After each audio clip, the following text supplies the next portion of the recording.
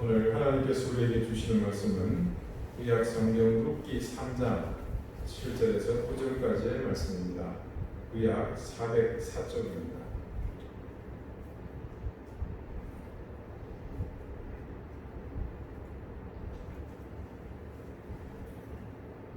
룻기 3장 7절에서 9절까지의 말씀을 제가 읽겠습니다.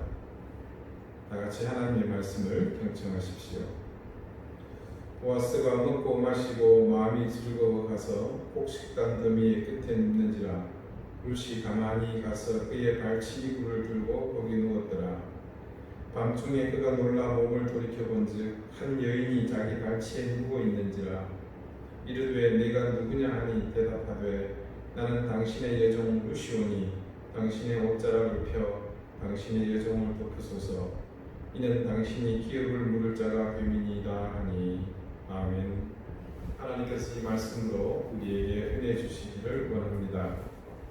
오늘은 누워있는지라 라는 제목으로 하나님의 말씀을 전하겠습니다. 그 밤에 어머니의 지시로 보아스의 타작마당에서 몸을 숨긴 채 때를 기다리고 있던 룻은 과연 그 가운데서 무슨 생각을 했을까요? 자신이 원하는 것, 자신이 하고 싶은 것에 대해서 정작 본인이 스스로 생각해 본 적이 있었나 싶습니다. 과연 지금 그 순간 풀숲에 숨죽임에 앉아있는 룻의 의중은 무엇일까요? 지난 50여일 동안 그랬던 것처럼 여생을 수술에 남의 밭에서 이삭이나 주우며 살아야 하나. 그나마 지금은 젊어서 괜찮을지 몰라도 나이가 들면 그때는 어떻게 될까? 친절한 이 나이 지긋한 보아스가 세상을 떠나고 나면 또 어떻게 될지 아무도 모를 일입니다. 세상의 밭 주인이 모두 다 보아스 같으리라는 법은 없으니까요.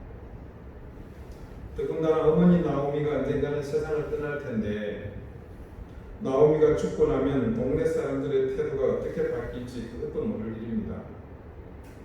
시어머니 나오미가 없다면 룻은 유대인들과 아무런 연결고리가 없는 그야말로 생으로 그냥 이방인일 뿐입니다.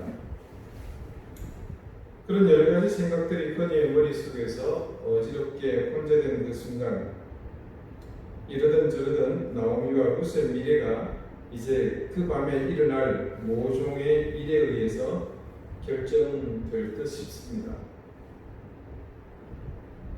룻을 그 밤에 홀로 타작마당으로 보낸 나오미는 자신이 꾸민 일의 심각성을 잘 알고 있었습니다.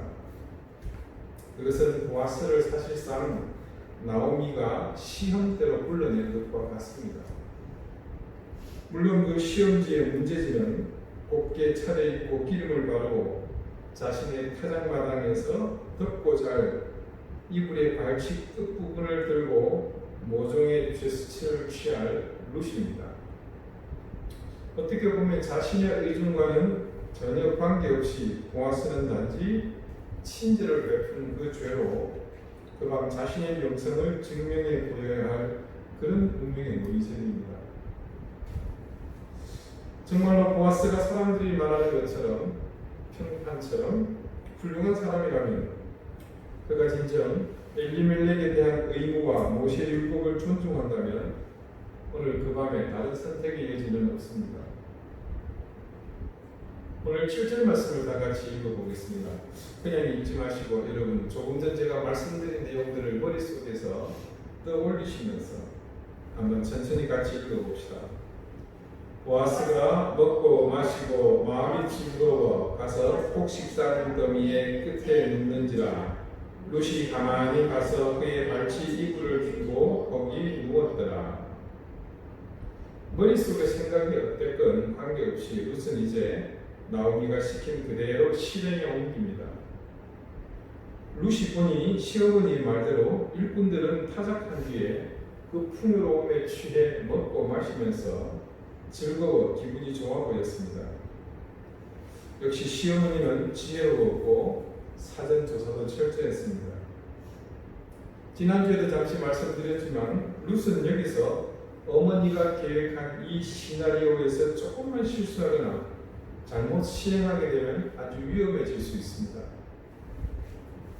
그녀에게 이 상황에서 실수는 허용되지 않습니다. 그것은 단지 운만의 문제가 아닙니다.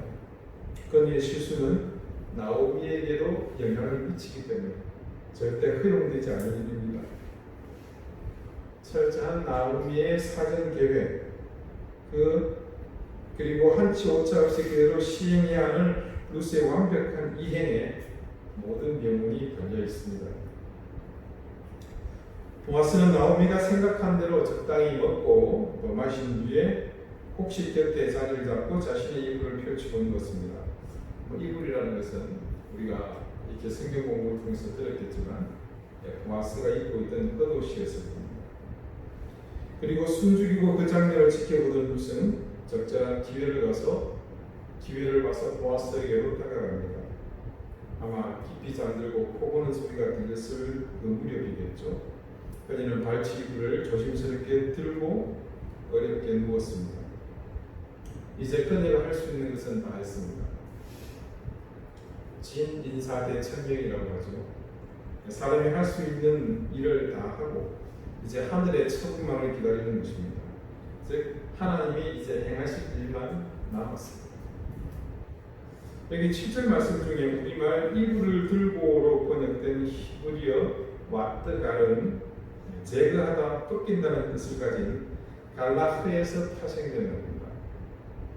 이 갈라흐가 처음 쓰인 것을 찾다 보니까 창세기 9장 21절 이 노아가 홍수가 끝난 다음에 먹고 취해서 그 장막에 누워있는 부분에서 처음 등장합니다. 포도주를 마시고 취하여 그 장막 안에서 벌거벗은지라. 여기서 이 갈라하가 처음 사용되었습니다. 즉 이불을 들고 라는 말이 의미하는 말은 상당히 심도 있는 의미를 담고 있는 그런 표현이라고 봐야 합니다.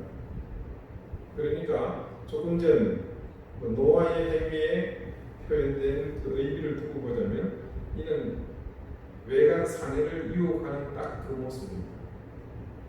자, 그렇다면 지금 나오미가 루스에게 이렇게 갈라하게 시킨 것인데 베들레헴이 인정하는 젠틀맨 이 신사 보아스를 향해서 그런 도발을 하도록 시킨 저희가 도대체 무엇이라는 말입니까? 갈라흐가 사용되었다는 것은 이 단어의 성격상 이 문맥에서 언급하지는 않았다지만 단지 이불만을 걸친 그 행위를 의미하는 것만은 아닙니다. 유대인들의 삶에 대해서 잘 아는 학자들의 이야기를 빌리자면 이때 무슨 자고 있는 보아스 발치의 이불만 갈라한 것이 아니고 적어도 최소한 보아스가 신고 있는 신발까지 갈라했다고 보는 것이 일반적이라고 합니다. 갈라그의 본래 의미처럼 이불을 들고 신발을 한쪽이라도 벗게 냈다는 것은 보아스로 하여금 알몸을 드러낸 것과 같이 수치스럽게 만들었다는 것이고 이것이 나오미가 진짜 의도했던 일의 핵심이라는 말입니다. 그 다음 8절 말씀을 보겠습니다. 밤중에 그가 놀라 몸을 돌이켜본 적 한 여인이 자기 발치에 누워있는지라. 왜 놀랐는지 이제 이 갈라하라는 말을 통해서 충분히 짐작하시겠죠. 보아스가 잠결에 아마 소스라치게 놀랐을 것입니다. 그에게 느껴지는 기운, 사실 기운이라기보다는 기억 속에 아련히 떠오르는 어떤 향유 냄새와 함께 어슴푸레 잠에서 깬 그가 자신이 갈라흐되어 있다는 사실을 발견했겠죠. 그리고 놀랍게도 그 갈라흐를 진행한 사람은 누굽니까? 루시입니다. 이미 나이 지긋한 보아스 순간 자신이 갈라흐되어 있고 그 주인공이 루시라는 사실을 직면하면서 이 지혜로운 보아스는 연륜이 있는 그는 분명 머릿속에 이미 나오미의 생각까지 진작에 오버되어 있었을 것입니다. 그러니까 지금 이 상황은 연출 나오미, 주연 룻 딱 그 각입니다. 지금 룻은 보아스에게 자신을 위해 물론 여기는 나오미가 세트로 함께 이제 포함되는 것입니다. 대가 없이 여기서 대가라는 뭐겠습니까? 어른들 이미 짐작하고 계시겠지만 보아스가 다른 집에 대를 이어주도록 하는 그 일입니다. 그런 의미로 지금 자신에게 저지러진 이 갈라를 용인해 달라고 이 룻이 요청을 합니다. 수원법, 바로 율법에 정한 그것이 중요 골자인데 타인의 유익을 위해 이타적인 헌신이나 봉사를 제공하는 것, 그것이 바로 이 수원법에 담겨 있는 정신입니다. 그래서 그것을 요청하고 있는 것이죠. 졸지도 주무시지도 않고 이스라엘을 지키시는 하나님께서 지금 세심한 손길로 행여 하늘의 시비라도 터질까 조심스럽게 보아스와 룻을 어루만지고 계심을 저는 이 말씀 속에서 느낄 수 있었습니다. 이 상황을 맞닥뜨린 보아스는 놀랐다고 말씀이 증가합니다. 그런데 히브리어 성경은 원문에 기록하기를 이 놀랐다는 것이 단순히 그냥 어느 순간 스프라이즈 이 정도가 아니고 두려움에 소스라쳐서 라는 이런 보다 더 깊은 의미를 담고 있었습니다. 그리고 보면 역시 보아스는 보아스입니다. 그가 두려움에 소스라쳐 놀랐다는 것은 이 일에 대해 얼마나 그가 경건하고 신실하게 대처했는가를 알 수 있는 대목이죠. 자, 이런 좀 상스러운 표현을 쓰는 것에 대해서 양해 바랍니다. 이해를 돕기 위해서 쓰는 겁니다. 평범한 남자였다면 아이고 이게 웬 떡인가 이렇게 생각할 수 있는 대목입니다. 자, 또한 그렇지만 보아스는 그것에 더하여 그가 얼마나 신중하게 접근하고 있는지를 이 말씀을 통해서 우리가 짐작할 수가 있습니다. 자, 이후에 어떻든 타이밍은 부족함 없이 완벽했습니다. 몸을 일으킨 보아스는 자신의 발치에 아름답게 차려있고 향기를 풍기는 여인이 완전히 모든 것을 자신에게 맡긴다는 것을 의미하는 그런 몸짓으로 누워있는 것을 보았습니다. 오늘 마지막 9절의 말씀입니다. 다 같이 읽어보실까요? 이르되 네가 누구냐? 하니 대답하되 나는 당신의 여종 룻이오니. 자, 여러분, 보아스가 지금 룻을 향해서 네가 누구냐라고 묻고 있죠. 근데 여러분, 이 질문이 단지 룻의 이름을 묻는 것이겠습니까? 몰라서 묻는 것은 아니죠. 이것은 마치 아담이 선악과를 따먹고 눈이 밝아진 후에 하나님을 피해 나무 아래 숨었을 때 하나님께서 그에게 나타나셔서 아담아 내가 어디 있느냐 물으셨죠.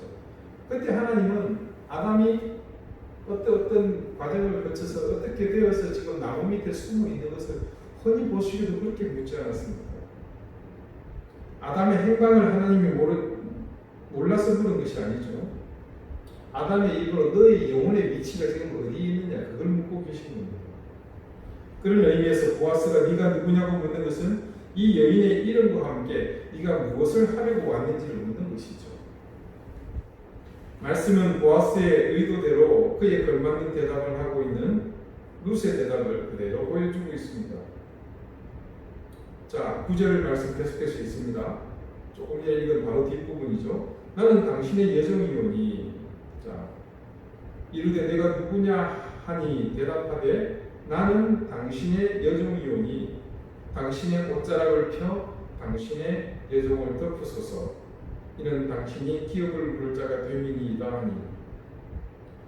내가 누굽니까? 룻이죠.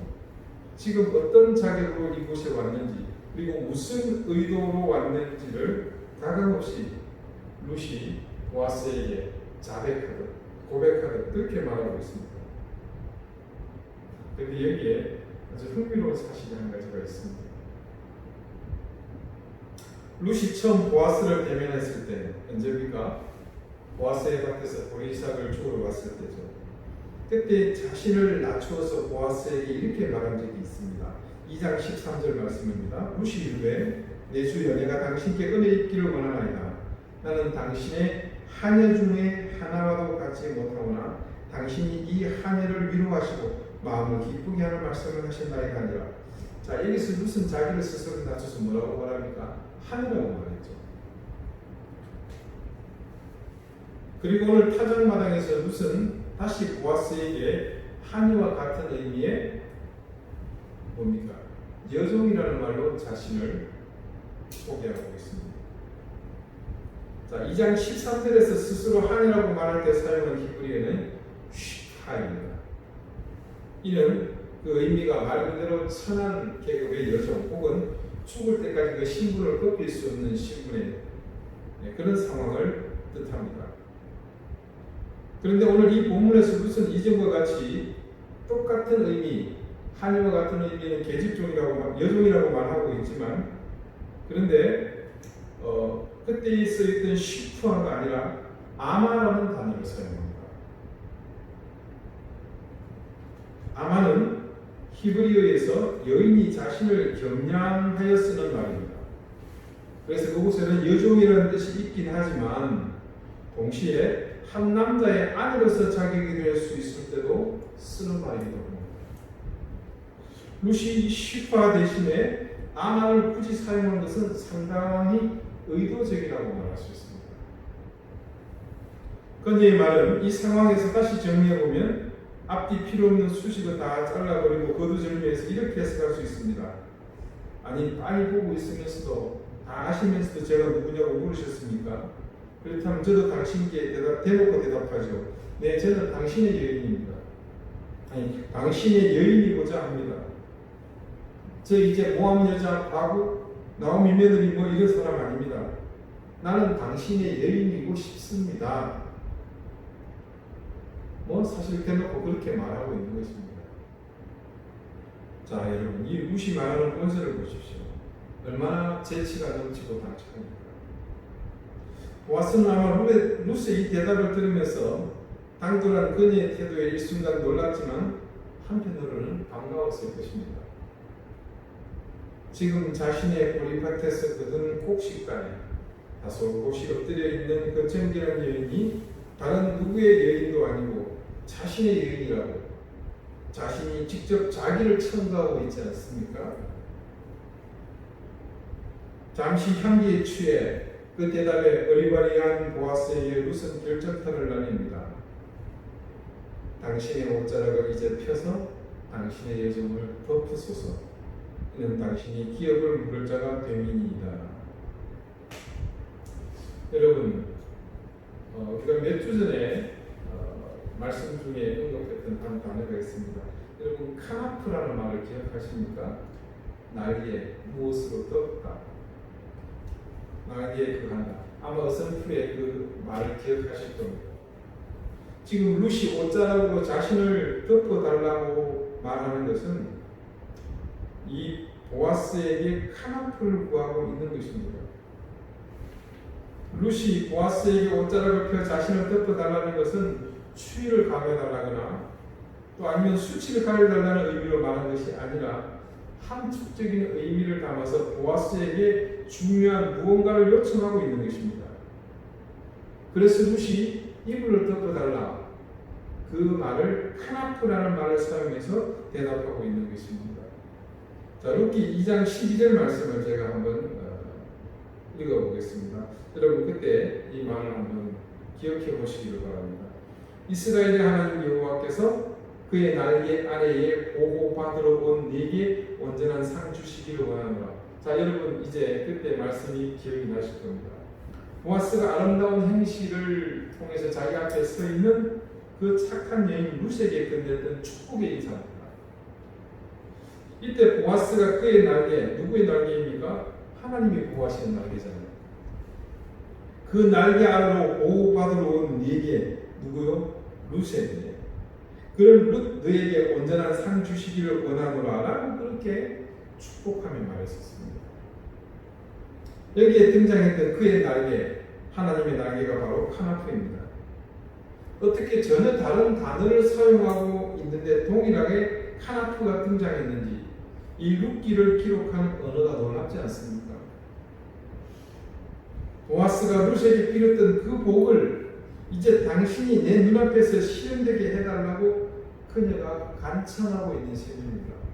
일순간, 아니 아주 잠깐일 수도 있지만 보아스와 룻 두 사람 사이에 침묵이 흘렀을 것으로 추정됩니다. 저는 이 룻기를 수십 번도 넘게 읽었지만 오늘처럼 이렇게 이 장면이 긴장되고 가슴을 먹게 하는 대목이지 오늘 처음 알았습니다. 어쩌면 이 룻기를 기록한 사람은 당대 최고의 문장가이거나 아니면 절대적으로 성령의 한치에 흐트러짐 없이 온전히 붙잡혔던 사람이 아닐까 그런 생각이 듭니다. 여러분 지금껏 우리가 살펴봤던 룻기의 흐름을 살펴봅시다. 앞서서 일어났던 소소한 모든 일이 지금 이 순간과 모두 한치의 오차 없이 들어맞고 있는 것을 볼 수 있습니다. 정말 소름이 돋을 정도입니다. 한 가지만 보겠습니다. 이제 보아스의 옷자락에 룻이 덮이게 되면 어떤 일이 일어나겠습니까? 여러분 나오미가 자기 딸, 자기 며느리 룻을 위해 그렇게 간절히 바라던 안식할 곳이 생기게 되는 것입니다. 3장 1절 말씀 여러분 기억하시죠? 룻의 시어머니 나오미가 그에게 이르되 내 딸아 내가 너를 위하여 안식할 곳을 구하여 너를 복되게 하여야 하지 않겠느냐. 자, 지금 이 나오미의 간구가 성취되려고 합니다. 그녀에게 뭐가 생기는 겁니까? 그녀가 빌었던 안식할 곳이 이제 생기려 하지 않습니까? 자, 거두절미하고 이 장면은 한마디로 룻이 이제 보아스에게 대놓고 청혼하는 장면입니다. 그 청혼은 남사스러운 삼류소설 같은 이야기도 아니고 절제되고 군더더기 없는 방법으로 진행되고 있습니다. 거기다가 이 모든 것의 배경에는 유다인이라면 누구도 거부할 수 없는 모세의 율법이 정한 규례에 따른 것입니다. 자, 그렇다면 뭡니까? 이제 당신이 결정하십시오. 보았어. 여기까지 한 사람의 여인 룻이 할 수 있는 모든 것은 끝났습니다. 그녀가 나오미 자기 어머니를 위해서 또 자기가 시본 엘리멜렉의 집안을 위해서 할 수 있는 모든 것이었습니다. 여러분, 우리는 하나님의 손길을 매 순간 느끼며 살 만큼 영적으로 예민하게 살아본 경험이 그렇게 많지는 않습니다. 그러나 아무리 무디고 우리의 감각이 영적으로 여리다고 하더라도 그런 우리의 삶과 관계없이 하나님은 우리의 모든 인생을 세밀하게 섭리하고 계십니다. 여러분 그것을 믿으십니까? 지금 당장은 내게 그것이 불합리하고 이해되지 않고 분노할 상황일 수도 있습니다. 하지만 하나님의 계획은 무한하고 완벽합니다. 그렇기 때문에 지금 말씀드린 불합리하고 이해되지 않고 분노할 그 상황 또한 무엇이라는 얘기입니까? 하나님의 섭리라는 말입니다. 지금의 불합리와 몰이해 그리고 분노할 만한 상황은 결국 보아스의 타작마당에서 확인할 수 있듯이 우리의 인생길에서 어느 순간에는 하나님의 섭리가 정말 한치의 오차 없이 진행되어 왔는지 분명 깨닫게 되는 그런 순간이 올 것입니다. 다시 처음 타작마당에 한켠 룻이 숲을 속에 몸을 숨기고 있을 때의 상황으로 돌아가 봅시다. 그녀는 과연 자신의 남편이 요절하고 세상을 떠난 뒤 생명부지의 타국으로 시어머니를 따라오겠다고 나선 길이 이런 결말에 이르게 될 것을 생각이나 했겠습니까? 처음 어머니의 굶주림을 보다 못해 이스라엘의 율법에 따라 이삭을 줍는 고아와 과부를 위한 배려의 법이 있음을 알고서 우리 이삭을 주우려고 자루를 들고 나왔을 때 과연 룻은 자신에게 이런 일이 생길 것이라고 생각이나 했겠습니까? 지금 이런 엄청난 사건 앞에 서게 된 룻은 얼마나 그 순간 떨리며 긴장했겠습니까? 이제 그녀는 자신의 운명에 드리워진 하나님의 손길 앞에서 막연히 기도할 뿐입니다. 그리고 그 기도의 응답은 보아스의 대답으로 분명하게 나타날 것입니다. 여러분, 하나님은 우리에게 언제나 생명으로 이르는 길을 열어주시는 분이십니다. 그런 면에서 오늘 룻을 이곳으로 인도한 모든 손길은 바로 하나님의 은혜요, 그분의 인도하심과 의도적인 역사였음을 알 수 있습니다. 한 여인의 이런 극적인 운명의 경험은 결코 그 시대 그 자리에서 이례적으로 일어나고 그친 사건이 아닙니다. 하나님은 오늘도 이 땅에 무수히 많은 룻을 위해 나오미를 준비하시고 또 그 나오미의 간구를 응답하시기 위해서 수많은 보아스를 예비하시는 분이십니다. 내가 넘어설 수 없는 운명의 사슬이 나를 올가매고 숨을 쉴 수 없도록 나를 옥죄어 온다고 하더라도 우리가 포기할 수 없고 또 절망의 나락으로 떨어질 수 없는 것은 바로 그런 순간마저도 하나님께서 당신의 자유로운 손길로 나를, 여러분을, 우리를 생명의 자리, 이 은혜의 타작마당으로 이끄는 여정임을 믿기 때문입니다. 하나님의 말씀은 오늘도 우리에게 분명히 생명의 길, 하나님께로 향하는 길을 밝히 보여주고 있습니다. 우리가 그 길을 믿음으로 가기로 작정한다면 결코 우리 앞을 가로막는 장애로 인해 주저하지 마십시오. 그런 장애들은 우리가 가는 그 길을 근본적으로 가로막지 못할 뿐만 아니라 궁극적으로는 그 장애를 통해서 하나님이 우리를 더욱 굳건히 자신의 길로 인도하심을 믿으시기 바랍니다. 지금 잠깐의 고난이나 장애를 만난 것 때문에 주저하고 있으시다면 용기를 내십시오.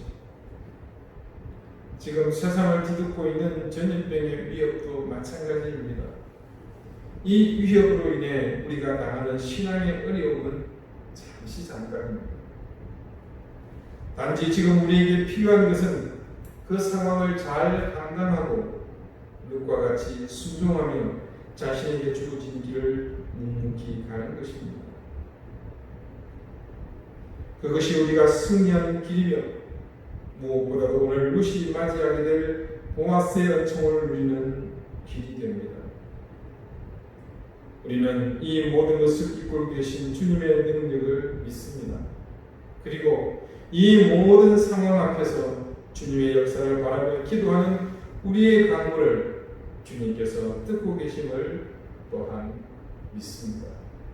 여러분, 무엇이 두려우십니까? 일어나서 나아가십시오. 기도드리시겠습니다. 이 세상의 주인 되신 하나님, 언제나 우리의 걸음에 함께 하시는 하나님, 하나님은 우리 인생의 길이 생명의 길에 이르도록 늘 인도하시는 분이심을 믿습니다. 모압에서 룻을 부르신 하나님은 룻의 평탄치 못한 그 길 속에서도 오늘 이 타작마당이라는 은총의 자리로 인도하셨듯 우리의 인생길 역시 동일하게 인도하실 줄 믿습니다. 룻과 같이 운명의 사슬에 얽매인 것처럼 불가항력의 힘에 떠밀려 일억편주와 같이 인생의 바다에 뜨거운 것 같을지 모르나 우리의 중심이 말씀을 따르고 하나님의 명하신 진리와 의를 따른다면 반드시 우리의 모든 고난과 역경은 우리를 보석처럼 빛나게 하실 하나님의 손길이심을 저희는 믿습니다. 이제 우리를 하나님 은혜의 타작마당으로 룻을 인도하신 것처럼 우리 각자의 인생을 이끌고 계신 하나님의 손길에 의지하며 온전한 참 신앙인으로 살게 해 주십시오.